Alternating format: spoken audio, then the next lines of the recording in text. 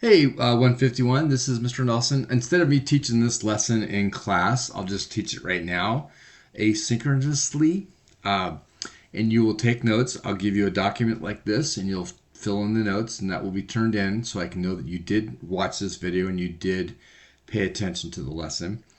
And so there's three methods: graphing, substitution, and elimination methods for solving systems of equations. I know this is a review for most of you because I remember teaching it in Algebra 1, Geometry, and Algebra 2, Pre-Calc, College Algebra. So I know it's in every class.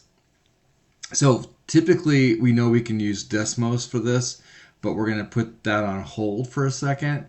And we're going to learn these three things. And then on the test on Thursday, it'll be on there in a variety of ways. So let me just show you the methods, take notes, and hopefully you'll do well. All right.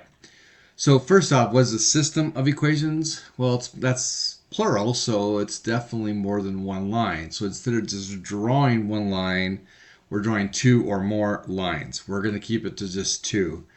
We're going to see where they intersect, if they intersect at all. Okay? So the first way, of course, is graphing, and we have to figure out the method that works best for graphing when the lines aren't in y equals mx plus b form. And to be honest, I don't really see anything like clearly awesome, except for maybe I can graph the first equation without using it, but I'm going to go ahead and solve for y. So I'm going to move x to both sides. So I'm going to show every little step for now, and you can fast forward if you already know how to solve for y without listening to me. All right, so I'm going to subtract x from both sides, and you get negative 2y equals negative x plus 8. And then you're going to divide both sides by negative 2, and you get y equals, now to rewrite this, this is technically a 1 right there. So it's a positive 1/2, because negative divided by negative is positive, x minus 4. Now we all hopefully know how to graph this. This is my y-intercept, negative 4. So 1, 2, 3, 4. We'll put a little dot there. The constant rate of change is 1 over 2. So every time we go up 1, we go over 2. Or every time we go over 2, we go up 1. So up 1 over 2. I don't know if I'm allowed to draw like straight lines on this, but I will not take a chance. So I'm just going to hopefully gently draw a straight line across and down 1 over 2. Okay, so kind of like this maybe. No, that's not bad. Okay. Now what we're going to do is do the same thing for the second one. So let me change my color pens. This is going to be easier to write because 6x minus, there's nothing by the y, so I don't have to divide anything crazy. So I'm going to subtract 6x from both sides. I'm going to start avoiding showing every little step. That's a negative 6x over here. And then because y is not clearly by itself, I'm going to divide everything by negative 1. So 6x plus 7. So I need to see this work on your paper, okay? So 7's way up there. So 1, 2, 3, 4, 5, 6, 7. And this better. I can't go up 6 over 1, but I can go down 6 over 1. So 1, 2, 3, 4, 5, 6, 1. 1, 2, 3, 4, 5, 6, 1, maybe right there. Ooh, that's a nice hit. And then, sorry, I have to make noises. So that right there, I wonder if I can highlight this. Where's my highlighter pen? Right there. That's the point of intersection. So that is a couple things. One is it's where they cross, but also if you put that coordinate into both x and y, into both equations, it will be a true sentence. So we have to identify what that coordinate is. That looks like a negative 2 to the left. Because you don't have to go up here to count. You can just go right here and say, okay, that's 2 numbers away from the y-axis. And it's 1, 2, 3, 4, 5 down. Does that sound right? And on a test, you would double check, type it in, negative 2. plus 10 is 8, and negative 12 plus 5 is negative 7. Okay, so it does work for both equations. So this is our solution. Okay, and if you use Desmos, it should confirm that. All right. Next question. I think I can't do it without exiting. Okay. Sorry. Maybe I'll use the other pen next time. Substitution. Now, typically I like using substitution when one of the variables is already isolated. None of these are isolated, but this one right here, this x, looks like I can isolate it real quick. All right, so there's that x. I'm going to move this 7y to the other side, and I get negative 7y minus 6. And I'm going to do a little thing here. I'm going to square this off. Just like in baseball, you start off at home base and you hope to get back there, right? You make a home run. So this is our starting point. So we use the other equation, which was 5x minus 4y. Well, since x and x are supposed to be the same thing, I'm going to do like a normal teacher. I'm going to substitute myself, and I'm going to get that replacement put in there. All right, like in sports too. So you put your sub in, so this guy goes into that little spot. And you should always know you did it right because the y's are only in the problem, basically, in this case. So if you had an x and a y, then you did something wrong. And then we just do a little algebra by solving for y. So negative 35y, using the distributive property, minus 4y equals 9.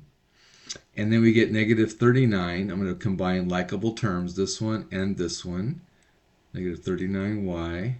I'm going to add 30 to both sides while I'm here because I'm running out of room. At least that's my argument. And look at that. 39 goes into 39 perfectly, negative 1 time. Okay? So that's only half the answer. To find the x, that's when we go back into this box here. We made a home run now. We made a complete circle of life here. So x equals negative 7 times the new y minus 6. X equals 7 minus 6.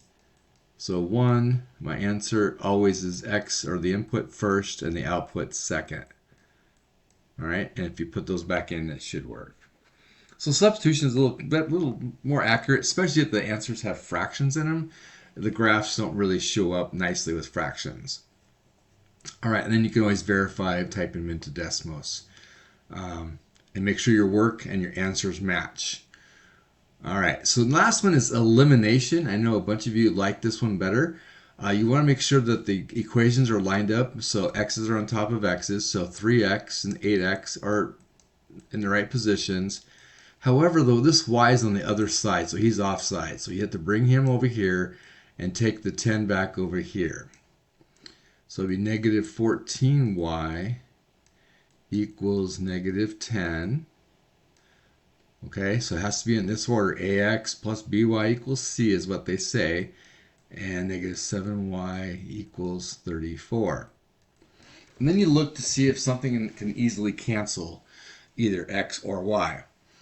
The x's, I have to multiply the top row by 8 and the 8 by 3 to get both 24. But I notice here on the y's, if I just double the 7, I get a 14, right? And I have to have it not only the same number, but I have to have one of them be negative. So 14 is negative, so how do I turn negative 7 into a positive? Well, you multiply by a negative. So I'm going to multiply this whole row by negative 2. All right? And that becomes a new equation. I'm going to go ahead and write everything over here. 3x, because the first row doesn't have to be changed. Sometimes they have to change both of them, yes. And those are the ones that stink. But, oh wait, negative 16, make that 16.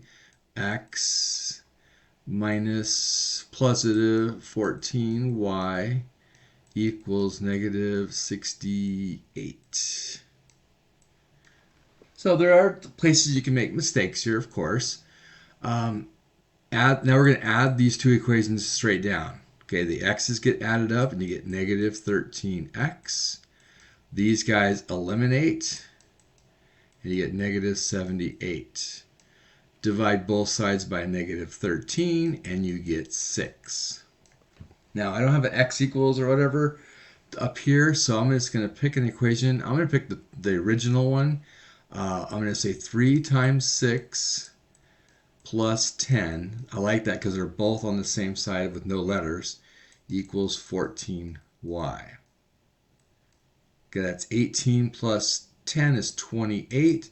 How many times can 14 divide evenly into that number? That would be 2. And hopefully the ones you get will have nice clean numbers in them. Okay? Last question is application problems, and that's why we're here in algebra or college algebra, is we have a lot of questions. Now I made this one up. You order some Mexican food from your local food truck or Los Favorites or Filiberto's, whatever, and you pay $30.55 for 4 tacos and 5 burritos. Your friend ordered 3 tacos and 3 burritos for $20.10. Same tacos, same burritos, so there's no added sour cream or anything, before you paid the tax and the tip. How much is just one taco? How much is one burrito? Go ahead and pause and see if you can figure this thing out by yourself, and then you can listen to the video after you come back. All right, the first step is identify variables. I'm going to say T for tacos. And make sure you do this. Tell me what the variables mean in your description when you make story problems like this. Burrito. I guess I should just make it singular, but that's not as big a deal. T for taco, B for burrito. All right, check. We did that step. That's 2 points right there. Write a systems of equations. The first equation, I'm going to think, well, there's 4 tacos. That's 4T. Plus 5 burritos, 5B. I should have made capital B. In fact, I'll just do it right now. Because my little B's look like 6s. And then that adds up to a grand total of $30.55. All right? And then we're going to do your friend. That friend had 3 tacos and 3 burritos for $20.10. Okay? Now we're supposed to do it algebraically, so would you prefer substitution method or would you like elimination method? Well, I think in this example, substitution may not work unless we divide everything by 3. That might play nicely. I don't know. But what I'm going to try to do is I'm going to use, I'm just going to pick, in fact, I'm going to do double elimination. So I did step 2 really quick. I'm going to get rid of the t first. So I'm going to multiply the top row by 3 and the bottom row by -4. Why? Because then this will be a 12 and this will be a -12. So here's my new equation. After doing that, I get 12t plus 15b equals some number I'm going to do really quick. 3 times 3055. Can't do calculator and mouse at the same time. -12t and -12b equals -4 times 2010. And then this cancels out. This becomes 3 burritos cost. Now I get my phone out or whatever calculator you have. Can't seem to find my normal calculator, but I don't know why you guys like your phones. I hate them. It's for doing math anyway. -4 times 2010.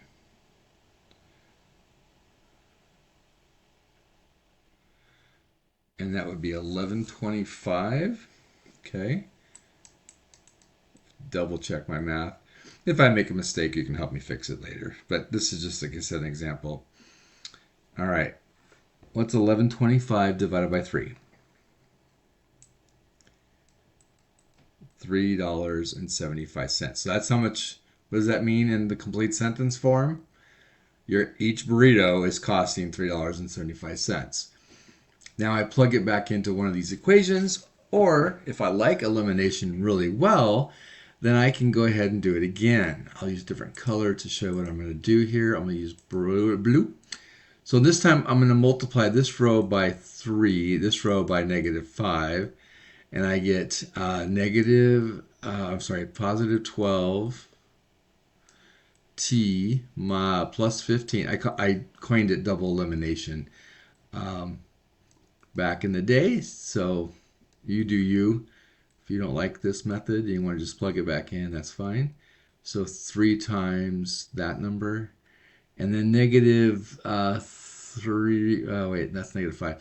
Negative 15t minus 15b equals -5 times 2010.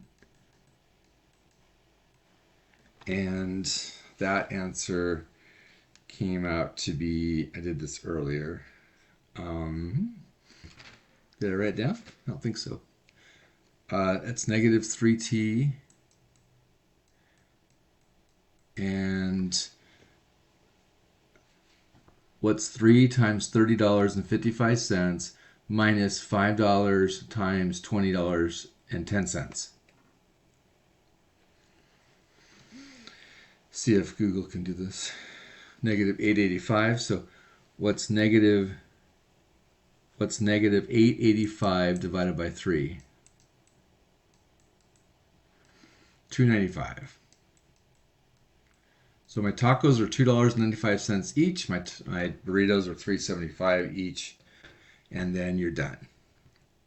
All right. So what I'm going to do next is I'm going to graphically verify this, and that way if you get some really whacked out answers, you can double check them.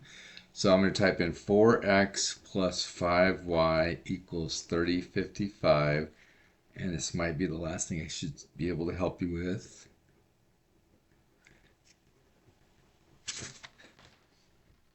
And then after we learn this lesson, you test on it, then you can